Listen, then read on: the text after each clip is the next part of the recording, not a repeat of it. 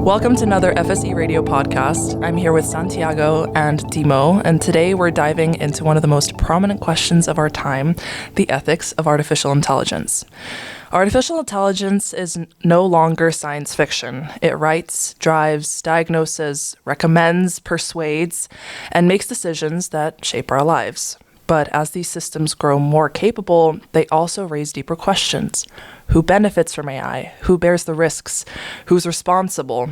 From autonomous weapons to self-driving cars and social robots, AI is reshaping how we understand agency and responsibility. So, are we regulating these systems effectively, or is governance unable to keep up? And what limits should we place on autonomous AI? To help us unpack these questions, we're joined by Professor Dr. Herman Veluwenkamp. I hope I pronounced that correctly. Whose work focuses on the philosophical and ethical foundations of artificial intelligence. Yeah, thanks, Nina. Thanks for having me. I'm really grateful that you invited me. Yes. I'm looking forward to this discussion. Thank you for joining us. So just to get to know you a little bit, what did your career path look like? I assume that you specialize in ethics of AI? Yeah, that's true, but the path wasn't super straightforward. Actually, I started my career or my studies here at Cernica in computer science. So I started doing computer science for the first few years, and my initial career was also in IT. I was a small business owner developing software for telecom operators in Europe that had to do with mobile internet and mobile apps. I did that for 10 years, I think. I started doing it during my studies. After that, I saw a little bit more of a challenge, so I started to do a minor in philosophy, which we could then do in the evening hours. And yeah, the minor was so interesting that I started doing the bachelor of a specific discipline, so bachelor of computer science. Then I did a research master in philosophy and a PhD. So that was a PhD in meta-ethics, actually. So that looks at really abstract questions regarding ethics.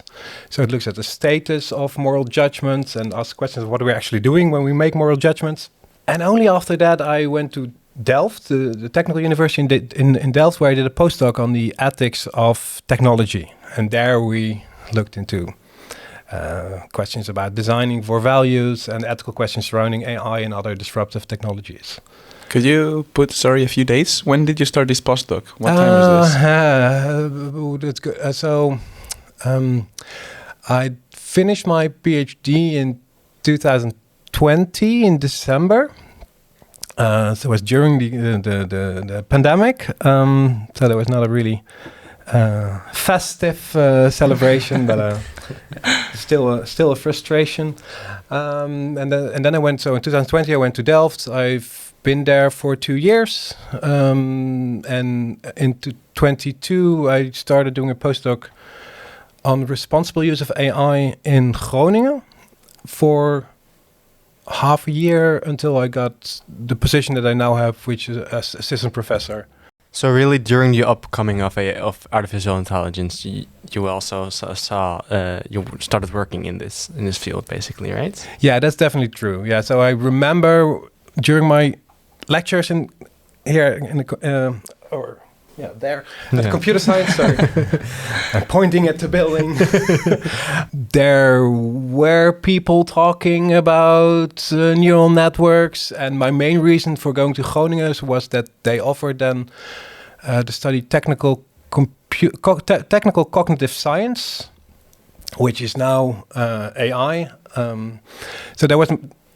Groningen was the only city in the Netherlands that offered that study. So that was my reason for going there. So already at that time, people were working on it, but it was far from being as popular as it was now. At that moment, I found out that I wasn't so interested in the psychological aspects of what is now called artificial intelligence. I'm still a little bit sorry that I made that decision, and I specialized in computer science mainly. But I got a chance to catch up later. Yeah. What does a day in the life look like for you at the moment? What are you busy doing? What are your hobbies as well? Okay. Yeah, so I first thought you were asking about my work life. But I try to work very boring office hours from 9 to 5. And I have a great partner and 2 kids where I spend time with. And I like to play tennis, like to play padel, like to play chess as well. Yeah, so those are the things that I spend my time with when I'm not working. How long have you been playing chess for? Oh, oh no. Well, I when I was a kid, I played chess, and but I stopped doing it. When my children started playing tournaments and became a little bit better, I took it up again. And now we go to tournaments together because I'm bringing them anyway, and they are participating, and I compete in the lower levels just for fun. Yeah. Are they better than you or not yet? Not yet. No, not yet. No. Now my oldest son, he would have been better if he wouldn't have stopped playing chess, because now he has decided that chess is boring and tennis is much more fun, and so I'm glad that I don't have to keep up with him anymore. I mean, I was beat by a 9-year-old in like 3 moves. Yeah, which actually was a secret. But I played here in December. We had this event here. I played in the Veluwenkamp, where you played 3 matches, and I played 1 match against an adult, which was okay, which I won. But I also played 2 games against 9-year-olds. Indeed. I lost one, and the other was a draw. So yeah, I know how it feels to lose from 9-year-olds. Yeah. Okay, so getting started a bit with artificial intelligence. Could you describe a bit what is AI? What different types there are, and what similarities and differences do each one of these types have? Yeah, of course. So very generally, I think we can define AI as a machine-based system that works on input, generates output, and does that in a way that resembles human intelligence. So that's a very broad definition. How to define it exactly is a political, power-based question. There are many different interests that play a role when we try to define it. To give one example, we have in the EU we have the AI Act that tries to regulate AI use in Europe, and it regulates some kind of thing, namely AI use. And then the question is, what counts as AI use? So you can imagine that there really becomes important what is a simple if-then based algorithm. Is that AI, or how many rules have to be in place to count as AI? And that matters for the people who are being regulated, of course. So the question of the definition is not as neutral as it may sound. You ask about different kinds, so we can distinguish AI system based on different characteristics. So for example, based on capacities. So it's very typical to distinguish narrow AI systems that are really developed for a specific task, for more general purpose AI that are supposed to operate in many different domains. So when navigating here, I always still rely on Google Maps, and even for getting here. So that's a really narrow focus AI. It's really for one specific task. You shouldn't ask Google Maps to do other tasks than navigating. So it can't do that. So that's one way to distinguish different AI systems. You can also distinguish them based on how they are trained. So it's rather typical to distinguish what I call the good old-fashioned AI. So the old rule-based or logic-based syntactic AI systems from the more modern machine learning-based systems, which are trained on data, and often when they often involve neural networks. Generative AI is also part of these. An example of such a machine learning-based system. What would be an example of an old-fashioned AI system? Well, the expert systems, for example,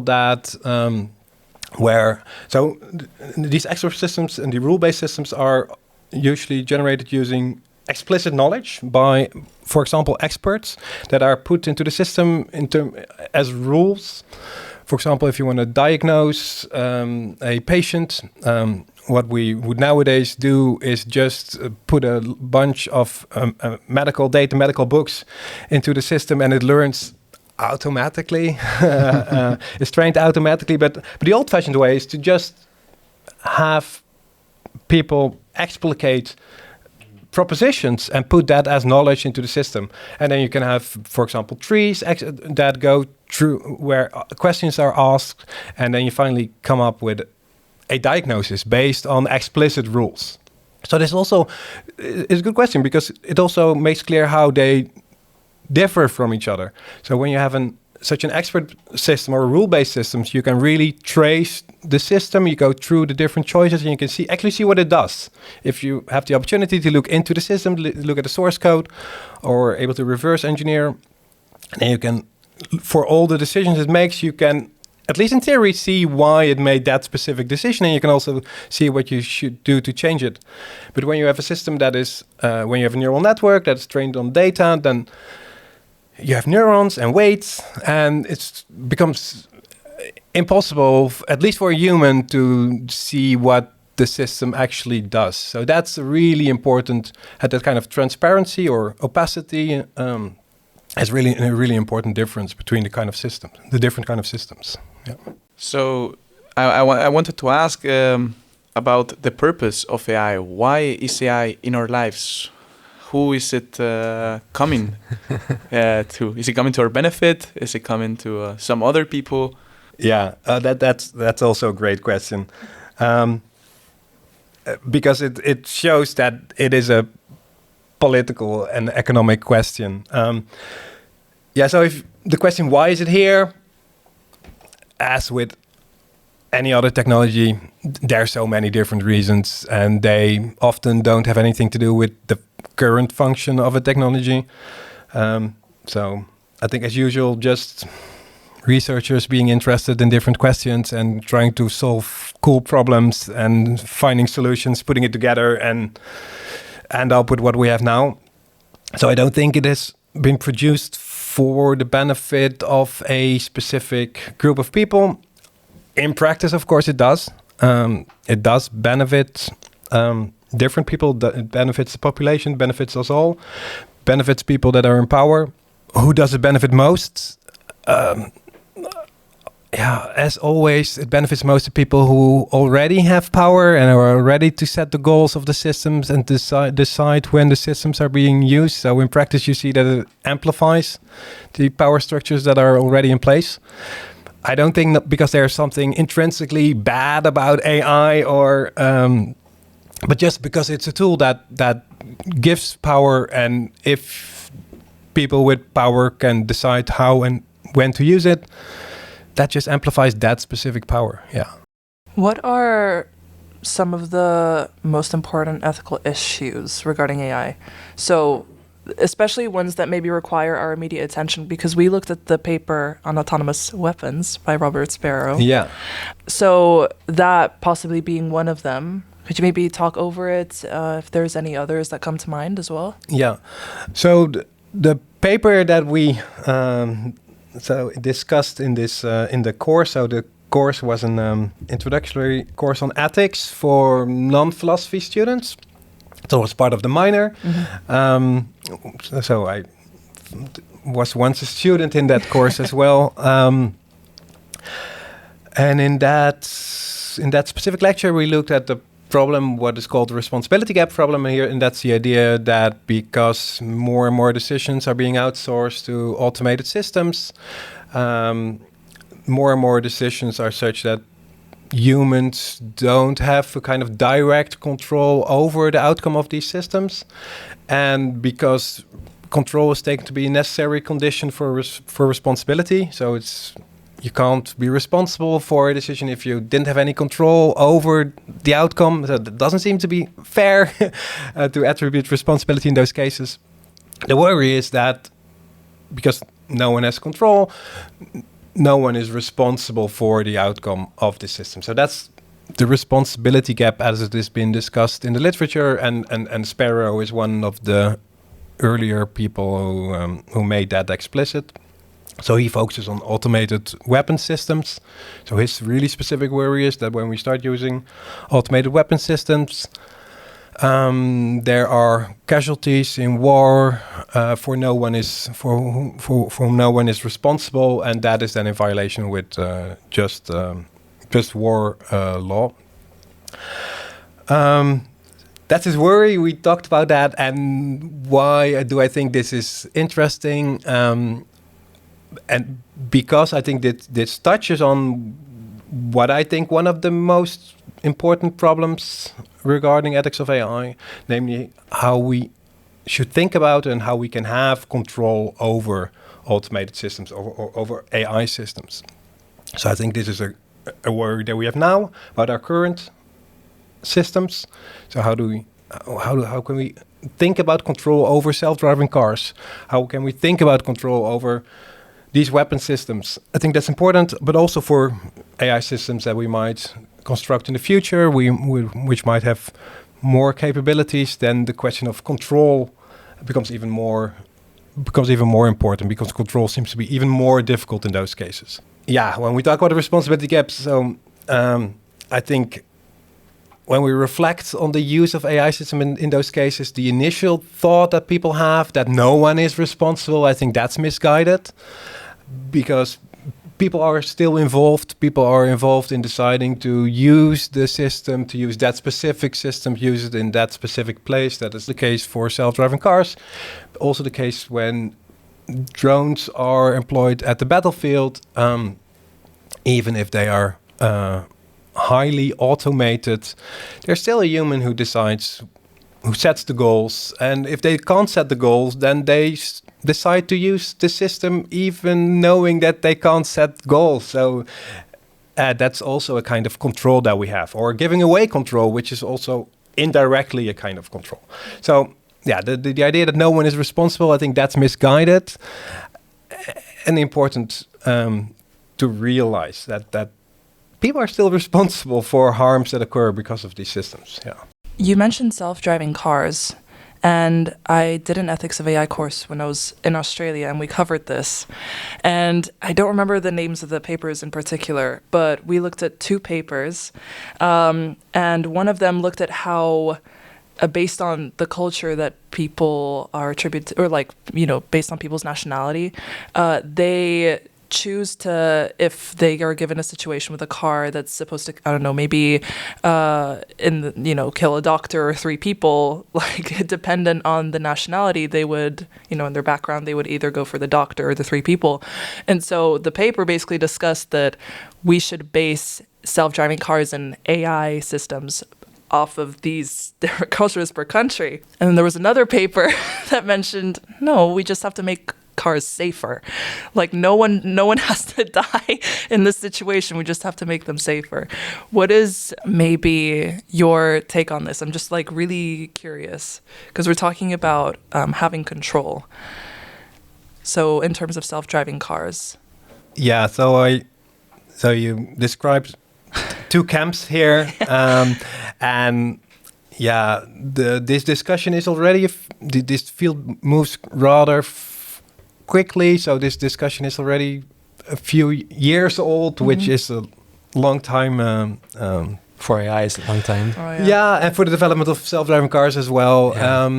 I don't think that the idea that, so there was some discussion of incorporating ethical knobs in self-driving cars, where you could choose the kind of ethical system that you prefer based on your individual choices.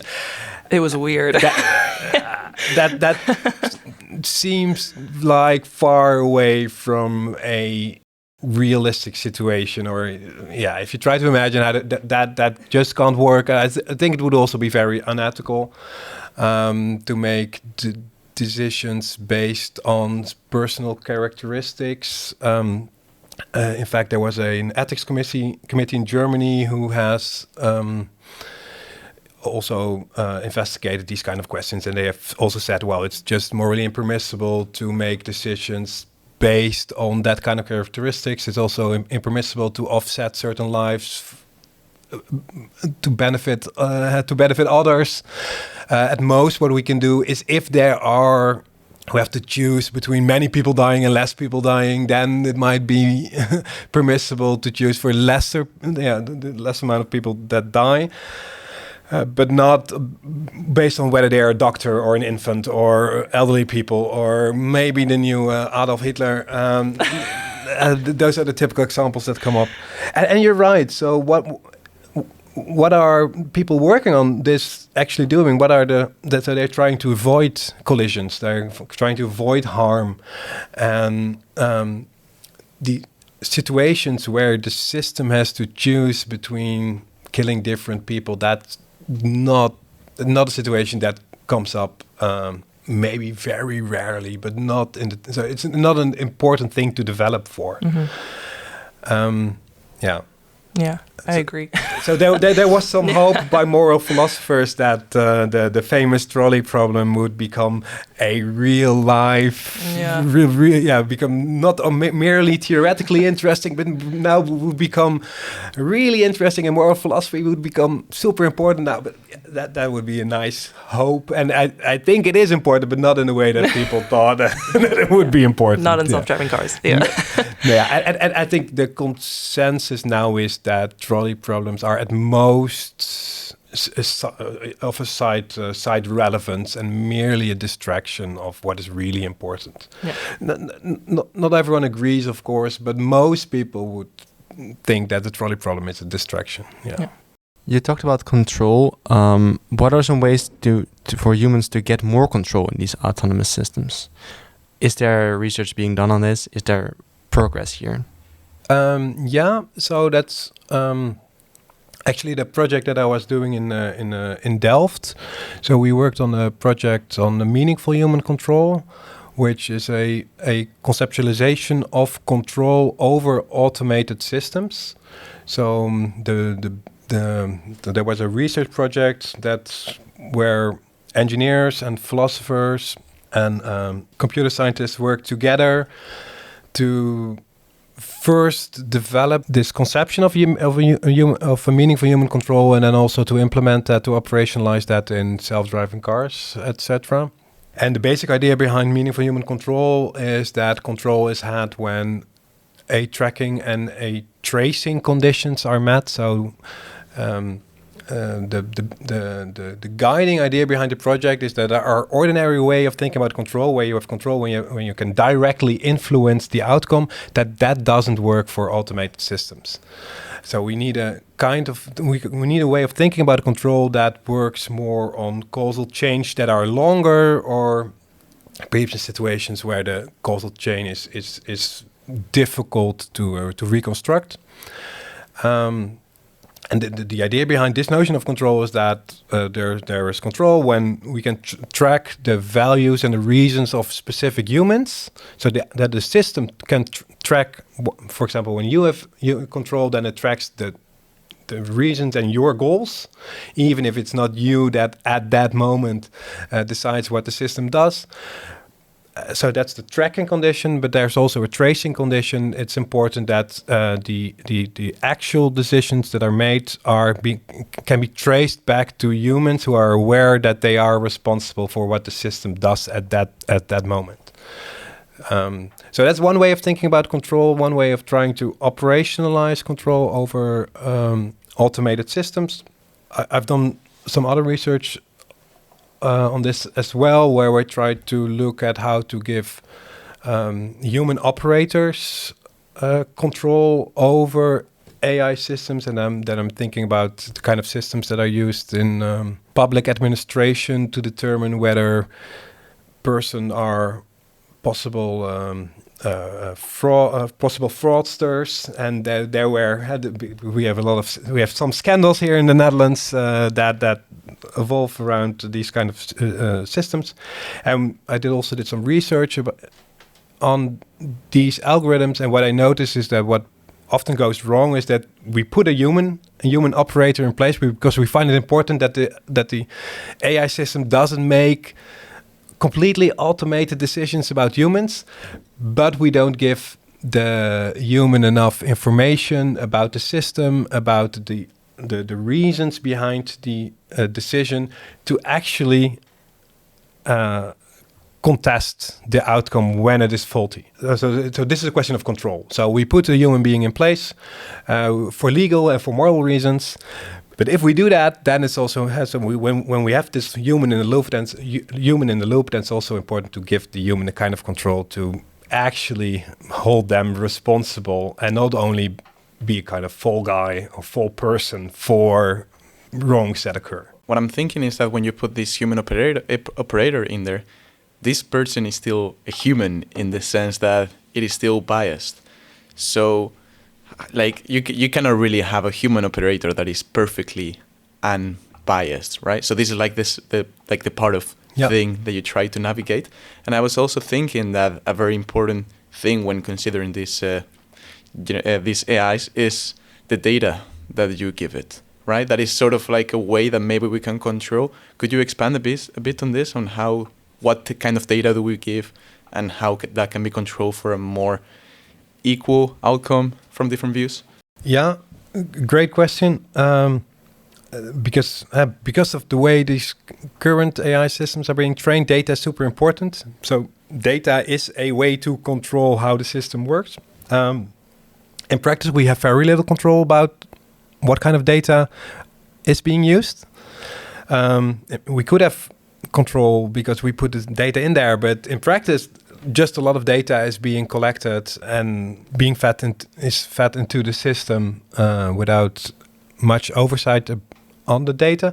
Of course, there are attempts to do that, and there's a lot of pre-processing where people try to take away to remove the biases from the system. What, for example, is done is to remove protected characteristics from the training set when you have a hiring system, and you know that your historical data is biased, that more men were being hired than women. So what people have tried to do is then to remove data that reveal gender from the data sets in order to try not to replicate the sexist tendencies that were in the traditional hiring process, to make the algorithm more objective and more fair. In practice, this is quite difficult to do for the simple reason that the AI system is often capable of finding proxies for the protected characteristics that we actually removed. So there's a famous example where Amazon used a hiring system to make it to make the hiring process less biased. They realized that the only data they had was biased, because that's the reason that they wanted to change. They removed characteristics about gender, but the system found, because the way people write letters, because the kind of colleges that people went to, the system could reconstruct the gender of the applicant, and the same kind of biases were present in the new system. So Amazon also abandoned that algorithm quite quickly. But here you see that this is sometimes called fairness through unawareness. So just try to make the system fair by making the system unaware of certain characteristics. That doesn't really work. Because of proxies that can be found in the data, and because the system is more clever than we want. Yeah. But this is a problem. This is something that we need to solve. Yeah, sure. Like if you give generative AIs to the broader population, then like the biases that we try as humanity to remove, that we don't like, those AIs are just perpetrating this. Yeah, no, that's indeed an active field of research. So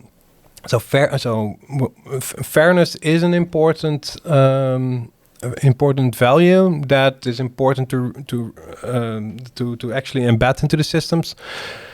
15 years ago, we thought that just removing the data would be enough. So we now know that that's not true, and now we try to make the system fairer by incorporating different fairness metrics.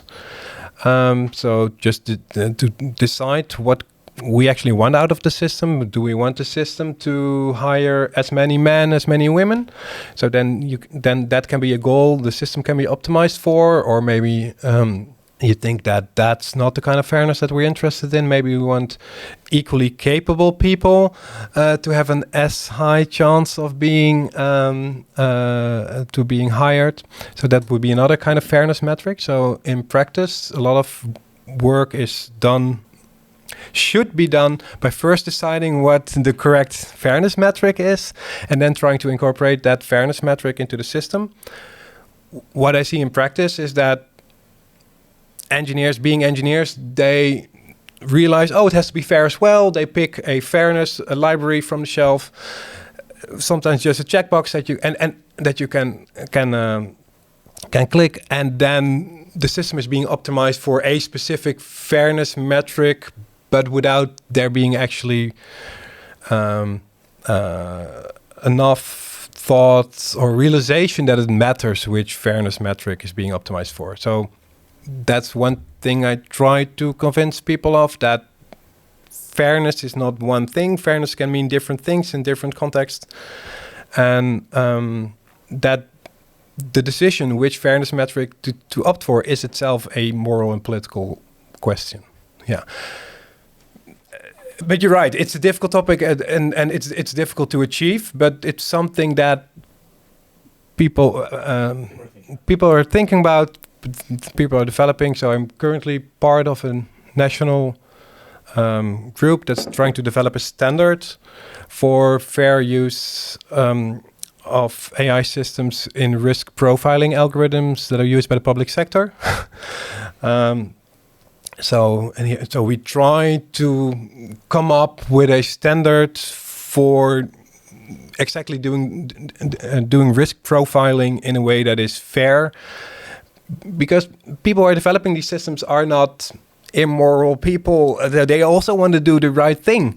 Most people do, but we need to help them in order to do that. I had a question about social robots.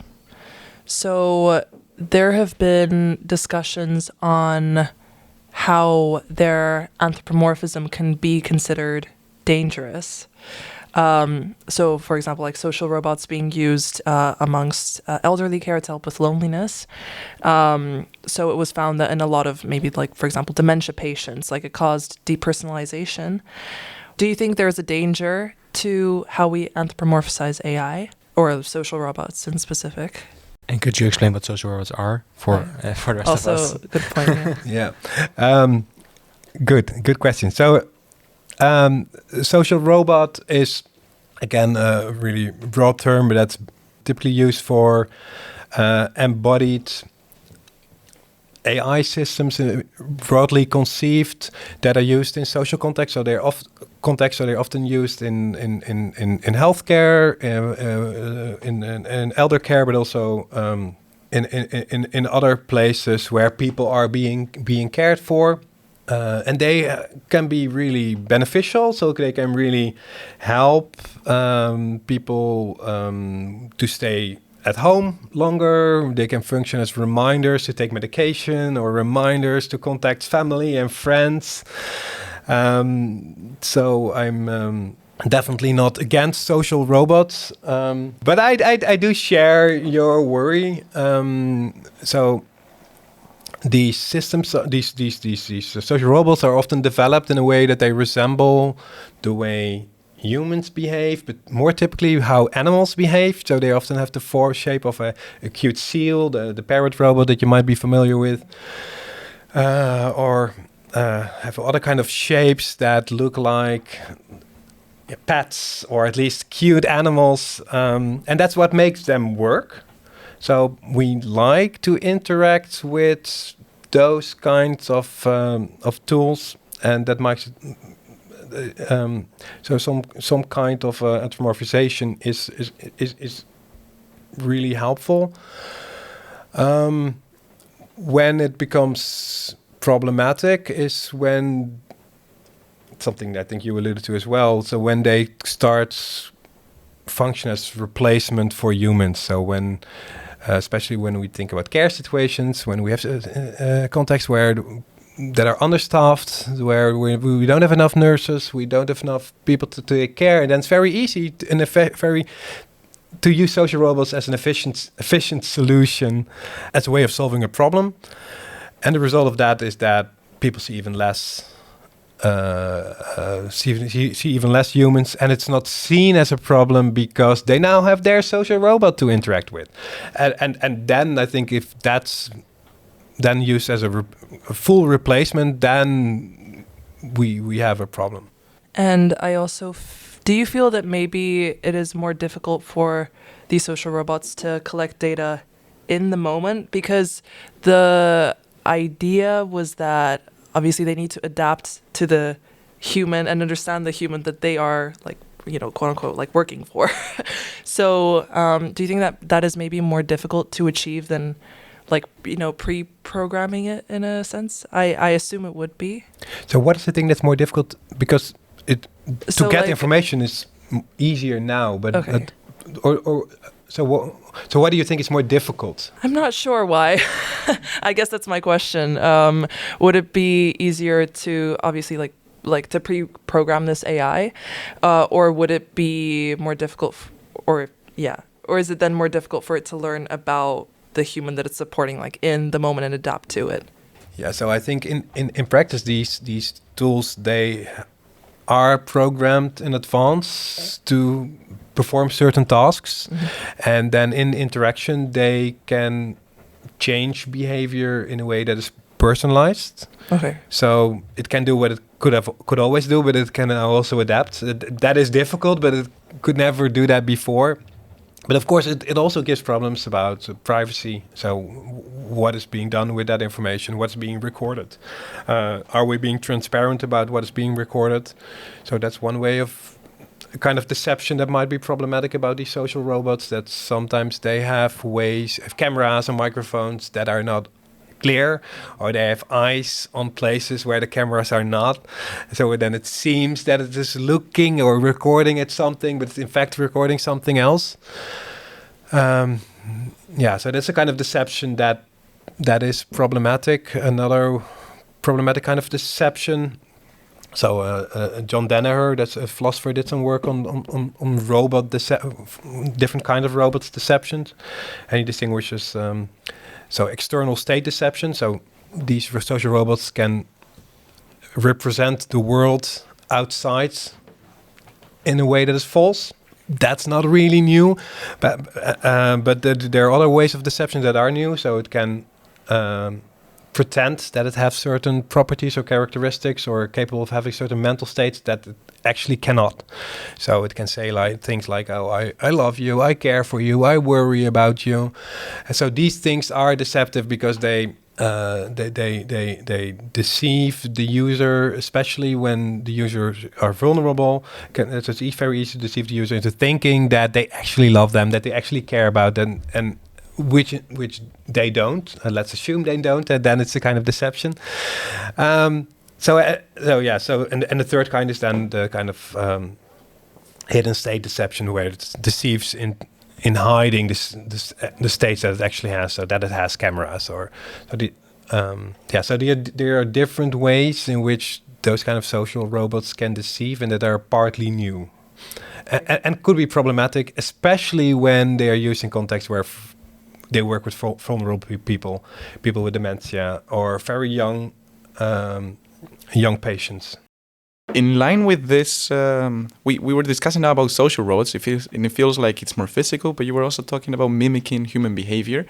And I've seen a lot of news recently about people falling in love with these models that tell them, as you said, that they love them. And how is this happening? Like, how is this possible that so many people, I've seen numbers of millions, are being sort of deceived by these models?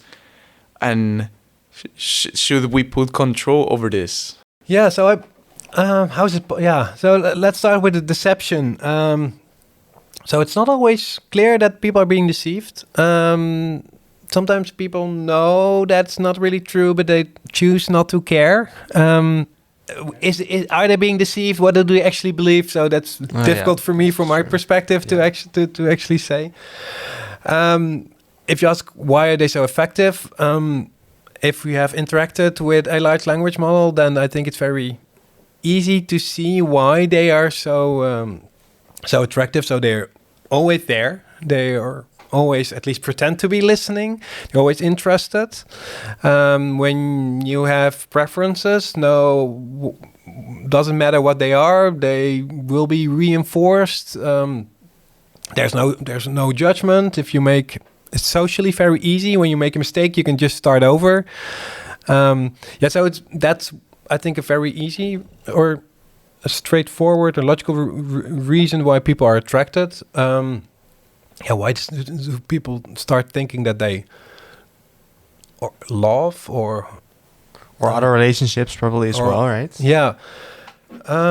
So they different reasons. So I think first it's easy. So you don't have to talk to humans. You're already interacting. You can try again. But it also responds in ways that triggers interaction. So if it rejects your advances, then you stop interacting. So that's probably not what I will do. And because these systems function, they are trained on human data, so they interact in the way that humans do. So for us, so we are not evolved to make a distinction between systems that operate like humans and actual humans. So we have no protection, or at least no inbuilt protection against those kind of systems. And you can even ask when it becomes harmful. So it's not always harmful if people feel better because of these certain relationships. Often in practice it does, because it starts replacing actual human interaction, and that's really harmful. And if people are being deceived, then that is problematic. Yeah, but there are advantages. And so what we saw, for example, during the pandemic, when people were more lonely, so tools like Replica, they started becoming super popular. So Replica is one of these tools where people can make a friend or a partner, and they started having relationships with these kind of AI systems. And there was a kind of environment which made it very easy and very natural for people to look at other kind of contact. So now a similar thing, but then a bit more extreme. The last one, the furthest one from today that I could see was back in 2021, about a 19-year-old who claimed that this person wanted to kill the Queen Elizabeth II when she was alive, and this was highly encouraged by a chatbot. So this we're seeing like a more extreme case. And adding to that, I think also people who have extreme thoughts about getting themselves as well. You see more in the news, or extreme thoughts kind of getting brought up by these models, and this seems like a problem. But how can you control that? Yeah. So I think the case you talked about was.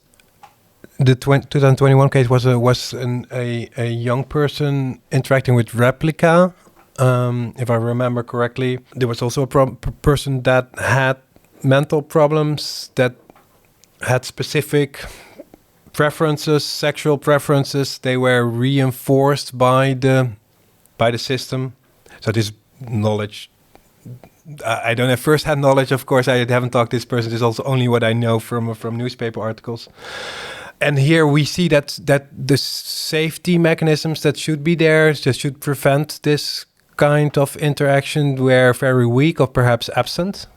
So one way to avoid this is to have systems in place that don't give this kind of advice. So what we see in modern large language models is that there are safety layers on top of the actual models that try to prevent this kind of advice, and also try to prevent this kind of consequences. But this is still only to the like the company level. Like if they choose not to do it, they don't have to. That's right. And here you see that there will definitely be regulation for these kind of tools. But here, this is one of these examples where regulation is slower than development. And this is an unfortunate matter of fact that we try to regulate. So I'm not a legal scholar, but as a society, we try to regulate these kind of systems. And the AI Act also has certain provisions regarding general purpose AI. It's not clear how effective they will be regarding large language models. We already know that they already are behind with regards to agentic AI. And regulation will follow, and there will be restrictions that are in place. But that unfortunately as well. I'm happy that we have a good process, but it also means that in the meantime, we have the development is quicker than regulation can keep up with. It's very easy to produce a new model and just to spread it in days or hours even. It's impossible to regulate at that speed. But then it feels like there are too little mechanisms to stop the spread of this. But then AI has been known for a few years. As we were talking about Replica, it was already in 2021 causing problems. Yeah. It's been 5 years now, and at least maybe I'm wrong, but it feels like anyone can make an AI and then just spread it everywhere. Whereas we can see that this can have very severe consequences. Has there been like some why are we so behind, so to say? Yeah, that is a good question. And I think the main it has to do with that the legal process is that as slow as it is. So the AI Act we have been working on the AI Act for several years now. It's partly in place. It's not even fully in place. Most things aren't enforced, and we see that what is in place is already outdated. So I totally understand your worry. And I would like the regulation to move faster. Yeah, but it seems to be a fact of life for this moment. But it is important to realize that there is regulation coming up, that there is is already in place. You're right. That there are definitely gaps, large gaps. So there's something in your question which where you think, well, they should have moved faster. I think you're right, but I have not enough knowledge about these legal systems especially at the European level But I have the same intuition, but not enough knowledge to confirm what seems to be behind your question. And I guess it's also maybe pretty hard to enforce regulations on AI because it's so like a black box. It's like hard to say what it can and cannot do, right? Because the developers itself don't always know what it can do, right? No, that's true. It's developers themselves don't really know how the system operates, but they of course can inspect and how it works. And there are many different research. There are tests where that have been developed where different scenarios are being tested, and we look at what the system actually does. So it is possible to regulate and to forbid certain kind of systems, but that's difficult also given the current global political situation. Many systems are developed in a part of the world where we have less and less control over, and that response worse and worse to the regulations that we actually have. So we currently see that the terrorists are being used as threats of terrorists are being used when we try to enforce the laws that we currently have. That makes it difficult. That is a real challenge. There's political pressure not to make regulations over this. Yeah, and that's something that in the EU we have to deal with. Yeah. So there are different hurdles we have within the EU. We have hurdles, and then again we have this the global political situation that makes it even more difficult. There is a lot of worrying that maybe this regulation comes too late, specifically for superintelligence. So what is this superintelligence? Should we really be that scared of it? Is it even real? Could you talk a bit about this? Sure. Yeah. Superintelligence is a topic that has been important also for I think 2 decades already.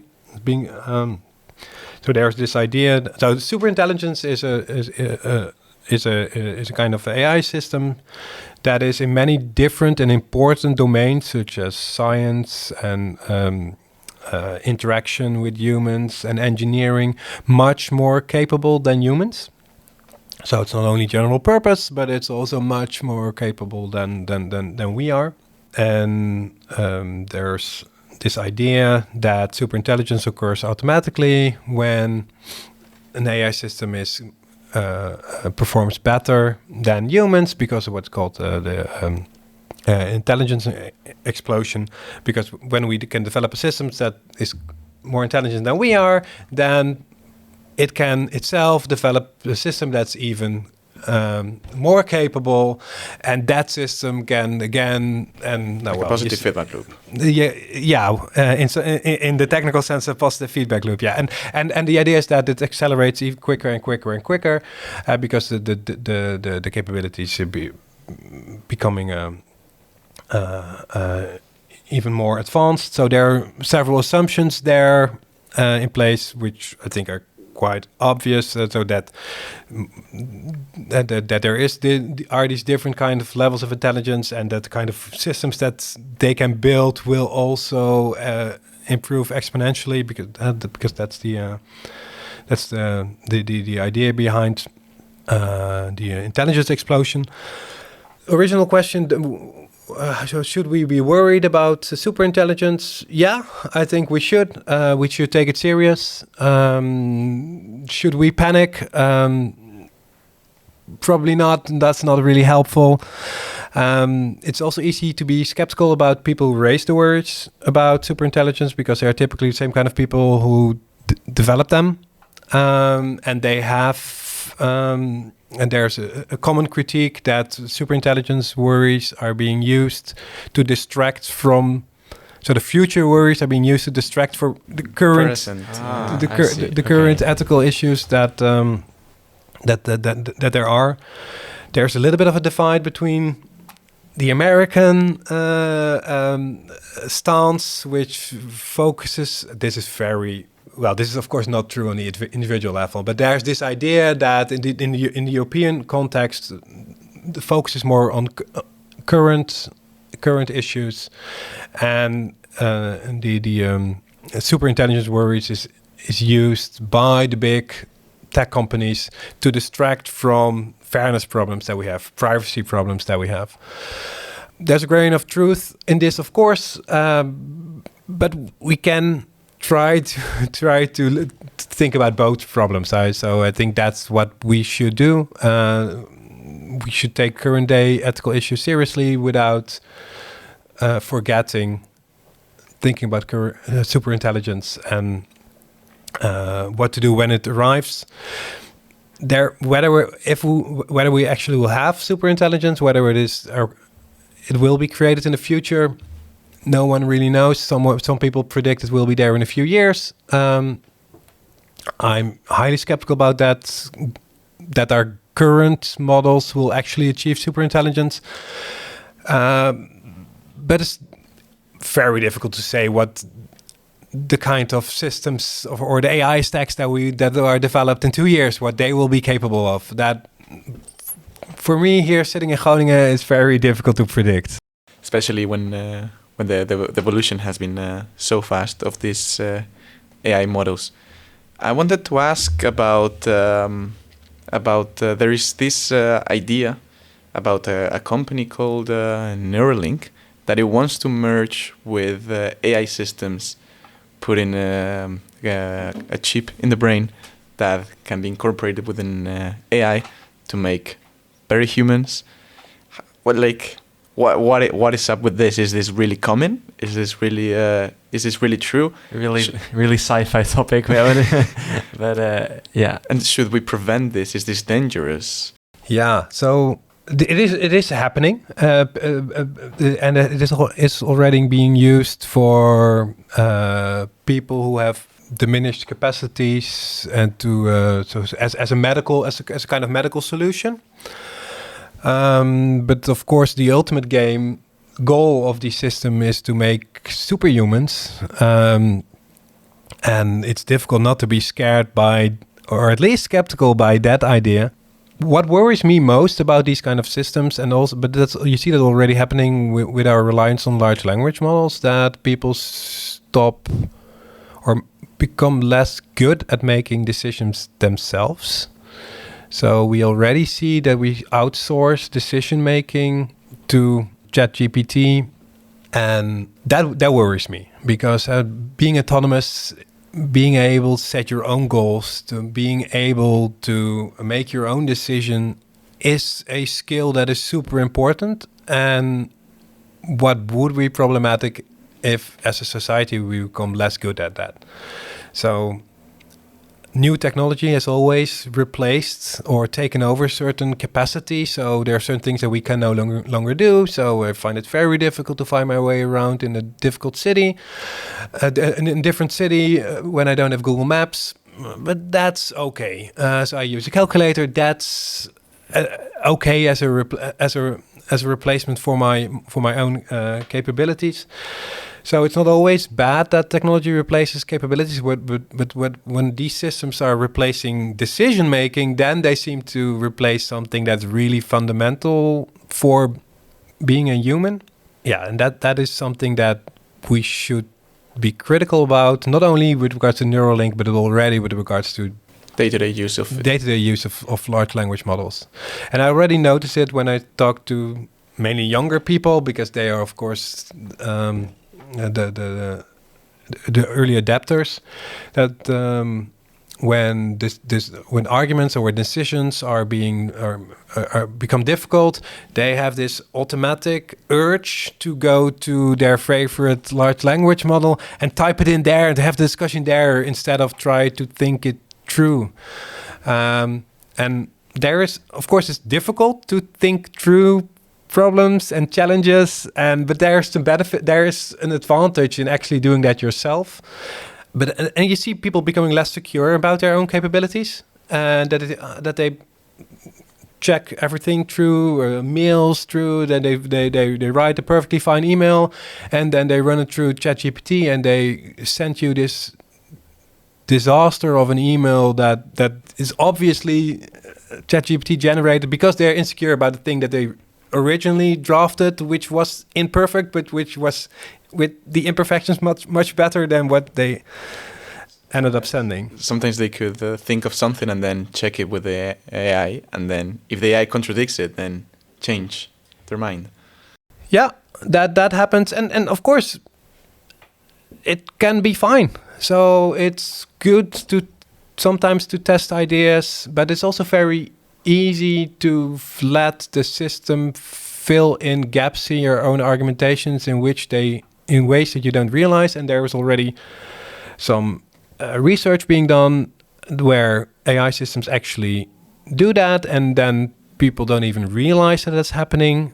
And sometimes means that ideas from other people that were part of the training set then turn out to be parts of the thoughts of the user, without them realizing that they came from somewhere else, from someone else, even in this case. So that fact that our capacity of making decisions ourselves, that is diminished, that is worrisome. And when you have a chip in your brain, however it works, that will even be quicker and be even more difficult to realize that it actually happens. And how can we teach people about these dangers of really relying on AI? And how can we help people realize that they are so much reliant, even though they maybe don't know it? Yeah, so digital literacy is an important thing now. So I think it's already important that we do that at schools. Currently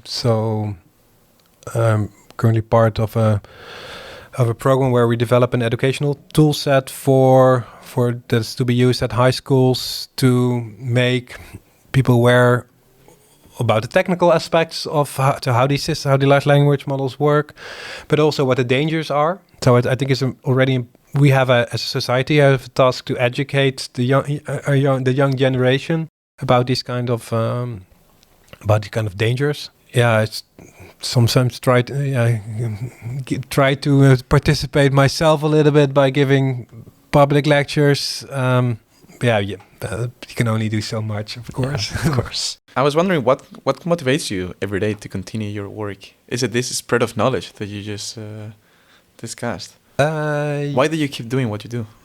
Nice. I don't know. No. So there are several reasons. So I'm just intrinsically motivated by thinking about problems and trying to find solutions. So that's what I already attracted me as a computer scientist, and what I also do as a philosopher, but now maybe even more relevant. So this is something that I just find personally interesting, but in addition to that, what I notice often is that we can actually make a difference. So there is a lot of knowledge that is being generated in universities that really benefits society. So there's a lot of low-hanging fruit. There's a lot of easy things that we can do to make AI systems better, and spreading that knowledge, I think, really has positive influence. There's always more that you want to do. There's always more that you could do that needs to be done. But I try not to distract me from having a positive influence, even if you know that more should be done. So that's one of the things that motivates me, that you can actually see that there is need for knowledge and that it can also really benefit people and society. So maybe as a closing question, what can you tell to those people that are very worried about AI? What can these individual human beings do? Because it feels like it's a bigger problem that is out of their scale, but I'm sure there is work to be done at the individual level too. Yeah, you're right. So in the individual level, I think it's good to be critical about the AI that we use ourselves, but also that the organizations that we are part of are using. So it's a good question, critical question always to ask when a suggestion of AI use is made. Ask yourself the question, or force the people who are offering this suggestion to justify the use of AI. So what problem are we actually solving by now introducing these AI systems? What are the disadvantages? Aren't there other ways of reaching the same advantages without the disadvantages? So in the ethics committee, so I'm part of the ethics committee of the city of Groningen, where we give advice on issues regarding data and technology. And one of the first things we always ask when people come with a problem regarding AI systems, so why are you using this? What is the problem that you're trying to solve? Have you really thought through all the alternatives? And that can help making a better informed decision about whether to use AI or not. These are places where we have control, but I also understand that's sometimes very difficult to see how much control we actually have. And here I think it's important not to be too fatalistic about it. So some kind of pessimism might be warranted, but fatalism is a very dangerous position to be in, or state to be in, because when you have this position, then you become inactive and you think there's nothing you can do. So you shouldn't be a full-blown optimist, think that technology will solve all the problems out of themselves. But fatalism is also not the right position. So AI is being used by humans. It's not fully autonomous. There are always humans who decide whether to use it or not. There are always humans who set goals, which means that as a society, as a humanity as a whole, we have influence. That's what we, I think, should build on in order to be not fatalistic and somewhat optimistic. Okay, so I think with that positive note, in the end, we can thank you very much. Thank you very much, Herman. Thank you. Us. Thank you for having me. Very, very nice topic to discuss today. Absolutely. Very relevant to nowadays discussions. So, well, to all you listeners, we hope you have a good rest of the day, and we'll catch you next time. Bye. See you.